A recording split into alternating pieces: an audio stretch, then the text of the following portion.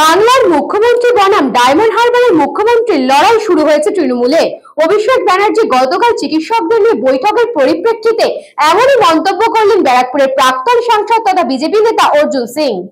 Lok Sabha vote oh রাজ্যে 6টি বিধানসভা উপনির্বাচনে ভরাডুবি হয়েছে রাজ্যের প্রধান বিরোধী দল বিজেপি। লোকসভা ভোটের থেকেও ভোট শতাংশ কমেছে উপনির্বাচনে, তাই 26শে বিধানসভা নির্বাচনের আগে বাংলায় বিজেপিকে শক্তিশালী করতে সদস্যতা অভিযান চালাচ্ছে তারা।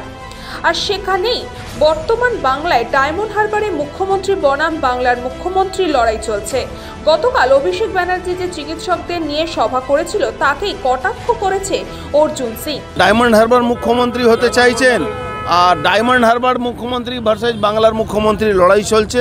কে ভালো কাজ করছে? ডায়মন্ড হারবারে মুখ্যমন্ত্রী ভালো কাজ করছেন না বাংলার মুখ্যমন্ত্রী ভালো কাজ করছেন? অর্জুন সিং এর কথার পরিপ্রেক্ষিতে সাংসদ পার্থ ভৌমিক বলেন, অর্জুন সিং এর কথার কোনো দামই নেই। পাগলের প্রলাপ। অভিষেক বন্দ্যোপাধ্যায়ের নেত্রীর নামও মমতা বন্দ্যোপাধ্যায়, এটাও জানে না। ও ব্যক্তিগত রাজনীতি করার এইসব বলেও প্রেসের মাধ্যমে বেঁচে থাকতে চায়। ব্যারাকপুরের মানুষ ওকে ছুঁড়ে ফেলে দিয়েছে।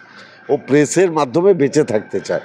আর আপনাদেরও তো কিছু সময় টিভিতে দিতে হয়, কিছু প্রোগ্রাম না থাকলে ওর বাইকটা দিয়ে দেন, ও বেঁচে থাকে। ব্যুরো রিপোর্ট, নিউজ বঙ্গ টাইম।